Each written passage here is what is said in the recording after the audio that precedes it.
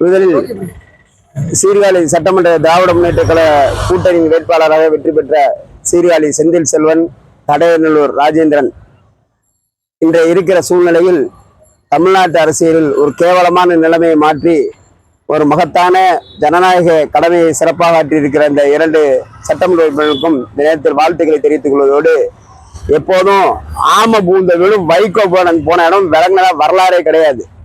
இப்ப வைகோ வெளியே போயிருக்கிறாரு, போன இடம் ரொம்ப சிறப்பான இடத்துக்கு போயிருக்கிறாரு. அந்த இடமா அப்படிதான் ஆக போகுது. இந்த நேரத்துல ஒரே ஒரு வேண்டுகோள் மட்டும் வைக்கிறோம், வைகோ மகன் முதல்ல ராஜினாமா பண்ணிட்டு தேர்தலை நிக்கட்டும். அவர் தேர்தல் என்னதான் அவர் ஒரிஜினலா கட்சி நடத்த யோகியதை என்னன்றது தெரியும்.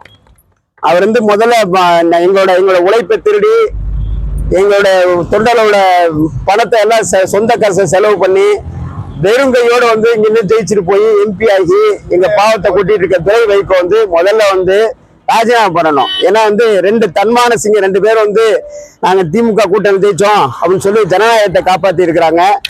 இவரும் இவர் எங்க கூட்டணி ஜெயிச்சவரு. அதனால முதல்ல அந்த ரெண்டு பேர்த்துக்கும் உண்மையான ஜனநாயகத்தை நிரூபித்திருக்க அந்த ரெண்டு பேர்த்துக்கும் முன்னுதாரணமா இவர் முதல்ல ராஜினாமா பண்ணணும்.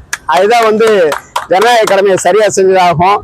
முதல்ல வைகோ மகன் துரை வைகோ அவசியம் ராஜினாமா பண்ணணும். இந்த நேரத்தில் இந்த கூட்டணி விட்டு இப்பயாவது வெளியே போய் இனி வருங்காலங்களில் தமிழ்நாட்டில் நல்லாட்சி மலர்வதற்கு வைகோ உதவி செய்திருக்கார். அவருக்கு நேரத்தில் நன்றி தெரிவிச்சுக்கிறோம்.